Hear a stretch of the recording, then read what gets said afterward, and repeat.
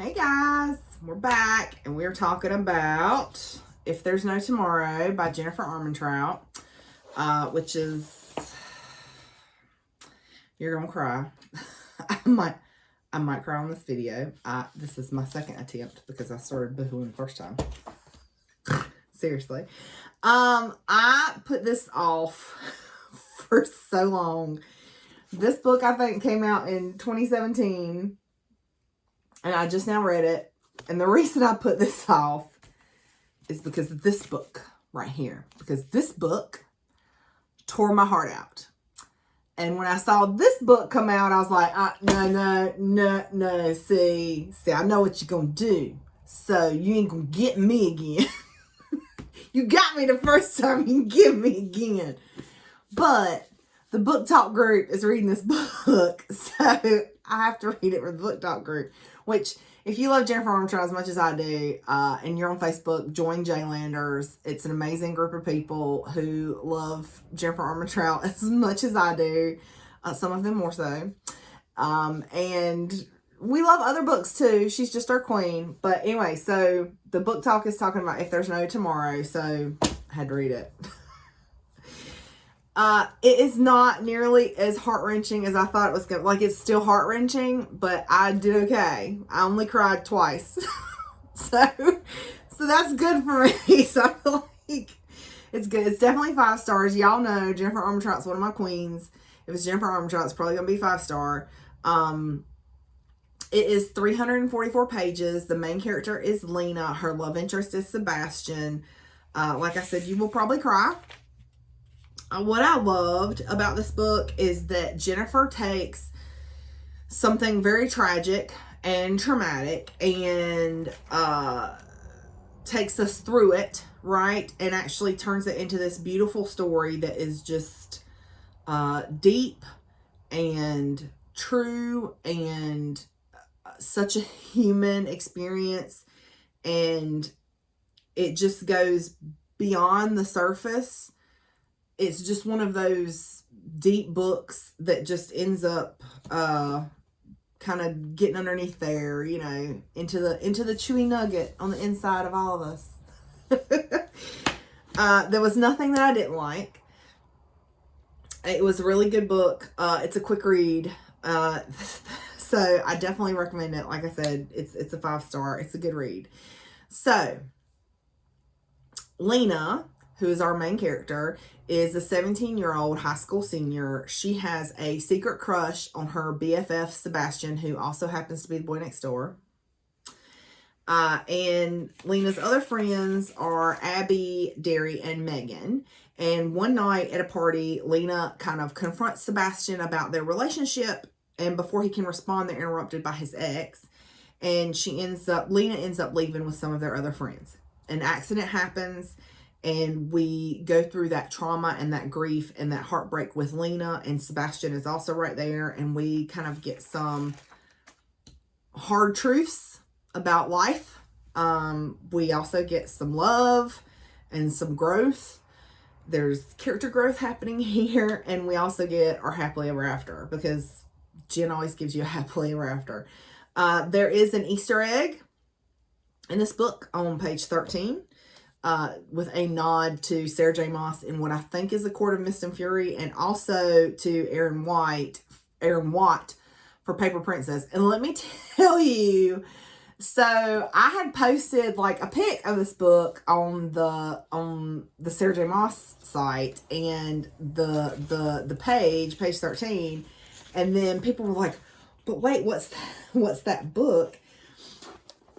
And I'll read it to you on page 13. Let's see. I could not wait to get home, shower off the scent of fried chicken tenders and burnt tomato soup, and finish reading the latest drama surrounding Farrah. That's how I say her name, because I'm Southern. Farrah and the Fae Courts. Then I was moving on to the sexy contemporary read I'd seen people talking about in the Facebook club I lurked in. Something about royals and hot brothers. 5 of them. Sign me up for that. And people were like, "What's that book? What's the Royals book?" And I'm like, "I don't know. I was just happy to see Sarah J. Maas. Like, I don't know what that book is." And so I literally had to like post in J-Landers, be like, "Y'all know what this book is?" Because people's asking and I don't know. And it's Aaron Watt, Paper Princess. And It is now on my to be read. It is now on my to be read list. Okay. So that's the review. 5 stars. Make you cry. Now for the recap, aka spoilers. Okay. Let's dive in. So it starts off, Lena is waitressing at the local restaurant in Virginia when Skylar comes in, who's like Miss Perfect, right, in their school, and she's asking about Sebastian, who is in North Carolina. And she tells Lena to let him know that she asked about him. And then she asks Lena if he knows that she's in love with him. Yeah, like, how you gonna show up at my work and ask me to tell old boy that you asked about him, and then be like, and does he know you're in love with him? Like, really? Like, how you gonna call old girl out like that? Like, so anyway, later on at home, Lena settles into bed, page 13, to read what I think is The Court of Mist and Fury, when Sebastian knocks on her balcony doors. And they kind of talk and catch up. And I think they have a moment.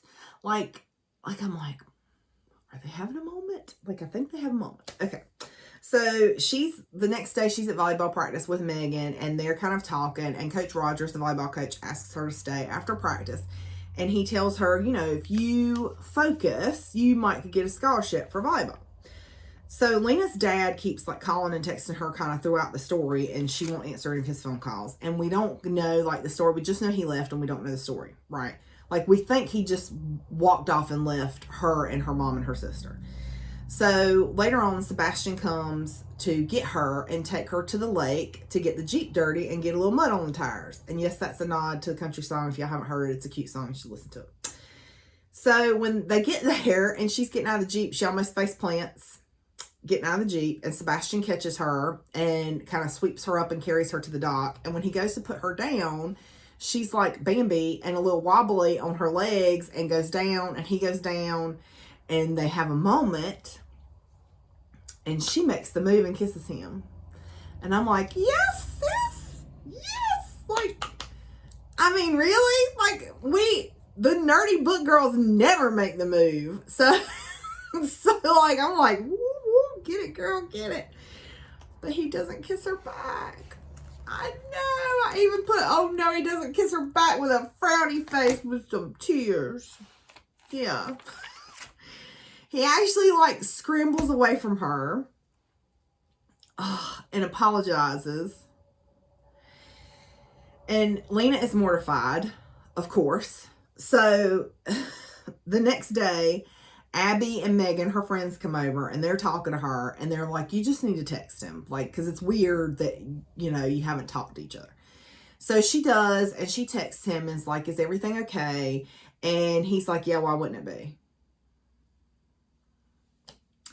Okay, we just gonna act like this ain't happened. Okay. So later, she's on the balcony reading, and Sebastian shows up, and it feels like he's borderline flirting, low-key flirting. So he asks her to go to their friend Keith's house for a barbecue, and she agrees. So when they get there, he tells her that later he wants to talk about them. Yeah. So then a little while later at the party, he gets all up in her grill, and Lena thinks he's going to kiss her, and you're like, and then he throws her in the pool. Yeah. So she's mad, and she walks off, and he follows, and she kind of goes off on him and brings up the kiss.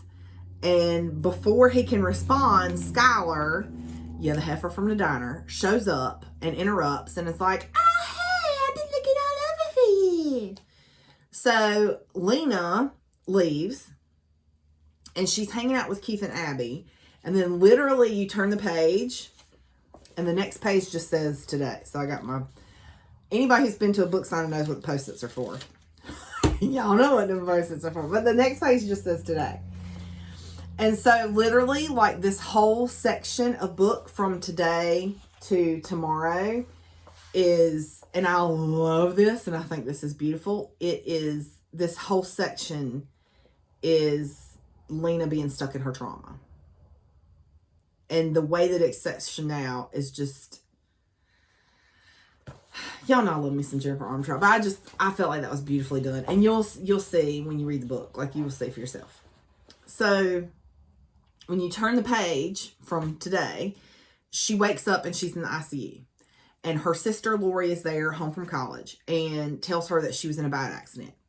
Lena was in the car with Megan, her friend, Megan's cousin Chris, Megan's on-again, off-again boyfriend Philip, and Lena and Sebastian's friend Cody. Cody was driving. Nobody else made it. They've all passed away. And her mom tells her that the police said alcohol was involved, that Cody was drunk driving, and she kind of goes off on Lena for getting in the car. And I get it, right? Because her mom knows how close her kid came to dying. But at that moment, when somebody has literally just woken up and is trying to process a trauma, is maybe not the best time to go off on them for their bad life choices. So later on, the troopers show up and they ask Lena questions, and Lena is understandably depressed. And this is kind of the moment where she just starts on that descent, that her own personal descent into hell, right? And she doesn't want to see anybody. And she tells her mom that she was sober and that she could have driven, but didn't want to make a stink. And you don't know the whole situation, and you won't until she actually opens up and tells her story. That's the only part that you know. And she has this terrible, not only survivor's guilt, but guilt that she knows she could have driven and maybe this wouldn't have happened.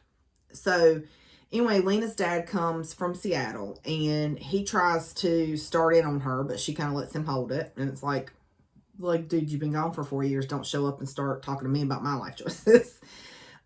She dozes back off, and when she wakes up, Sebastian is there, and he kind of tells her what he's gone through with losing his friends, but that it would be nothing compared to losing her. She asks him to leave. She's like, I don't want to talk to anybody. You need to leave. And I totally get that. And here's why I get that. I am one of those people that I need to process things internally before I can open up and talk to other people about them. So I understand Lena. I understand her point. But so here's a quote, one of my favorite quotes from Sebastian. And he says, I'm not leaving. You can get mad, you can get upset, but I'm staying right here. Because whether you realize it or not, you shouldn't be alone, and I'm not going anywhere. Yeah. So he keeps coming to see her and tells her about the funerals, gives her a card from school. When she finally gets home, she has a hard time because her room is exactly the same, but everything else in her life is different. And it's just this kind of moment because she's like, how can I just go on like nothing happened when Megan can't go on, when Chris can't go on, when Cody can't go on, when Philip can't go on. And later she actually opens up her laptop and is looking at the news and sees people's comments.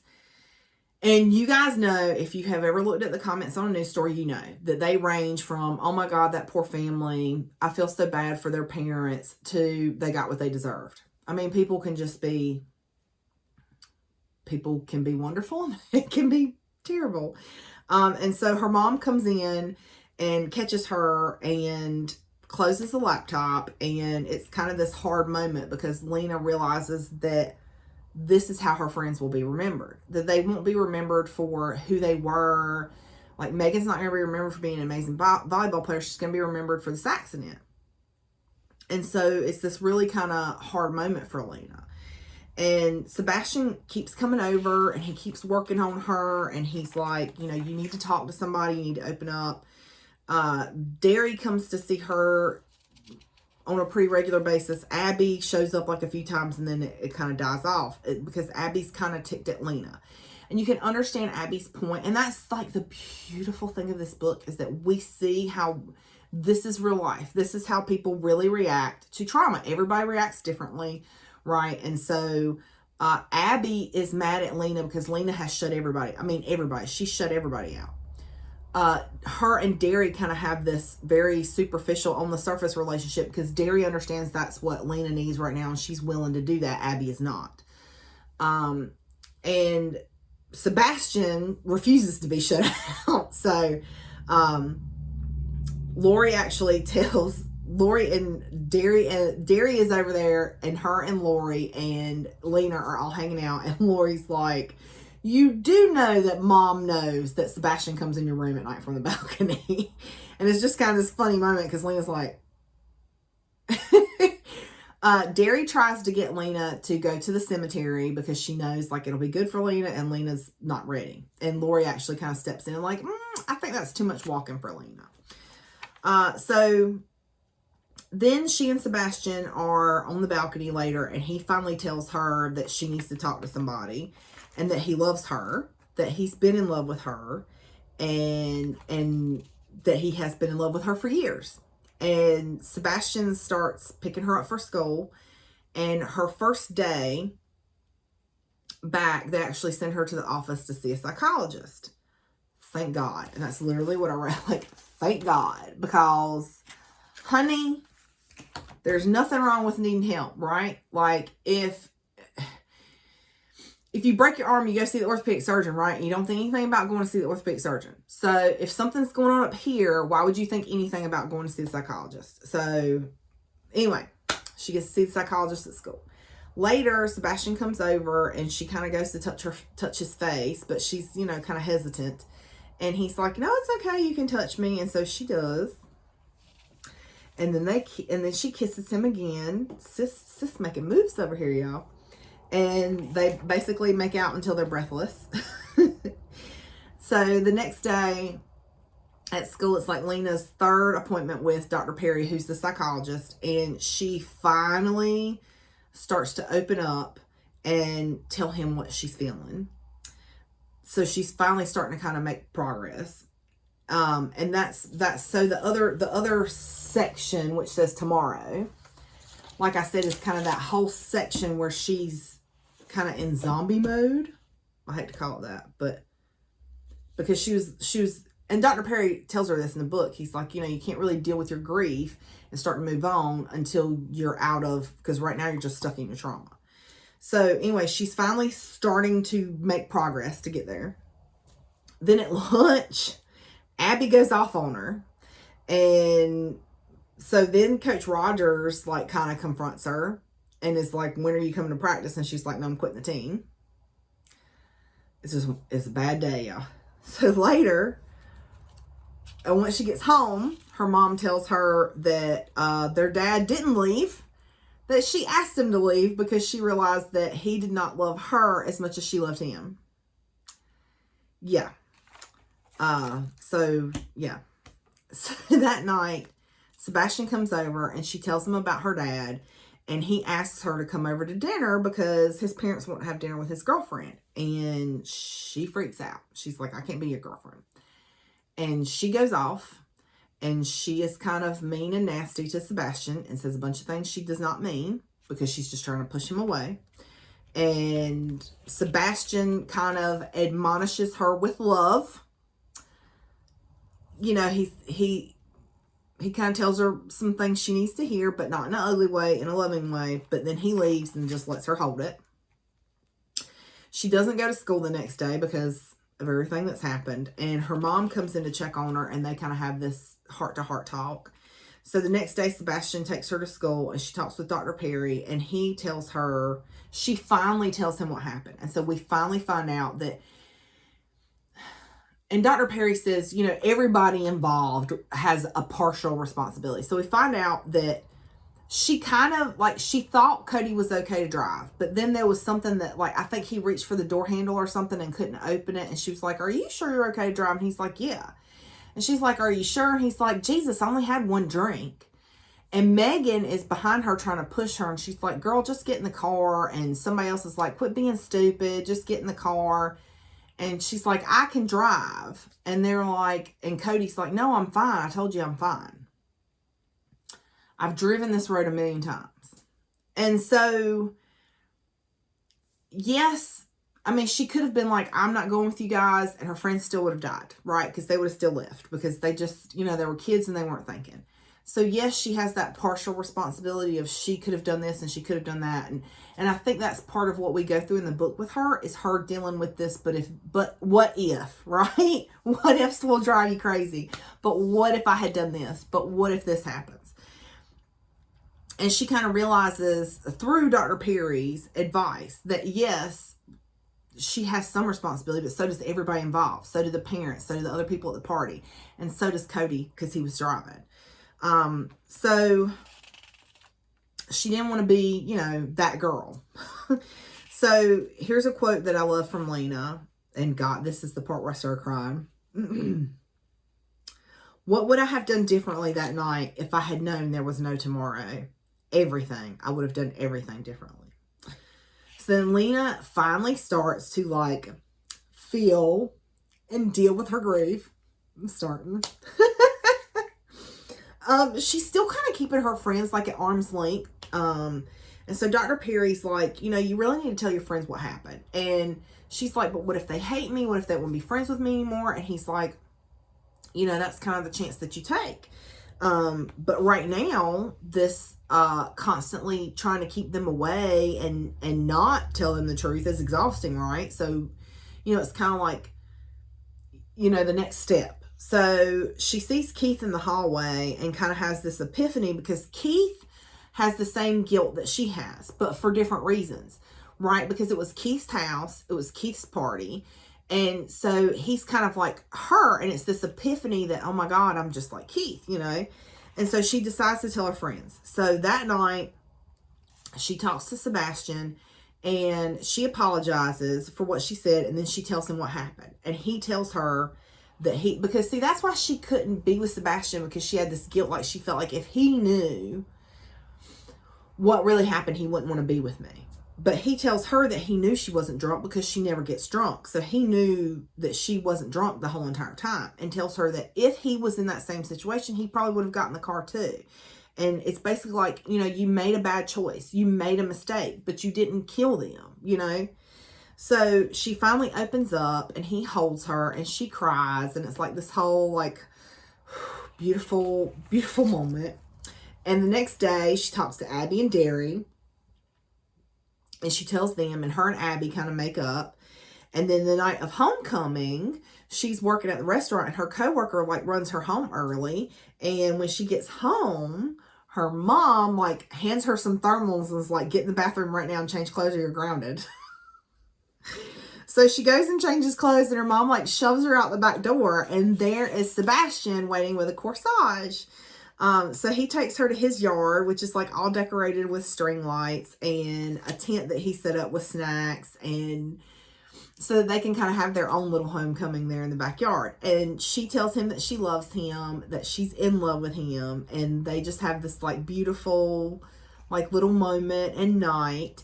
The next day her dad comes and kind of gets real with her and tells her, you know, that he wants to fix things, wants to work on their relationship. And the book ends with her finally visiting the cemetery with her support network, with her friends, with Sebastian. And so she can finally say goodbye. And it's just a beautiful book. So I really enjoyed it.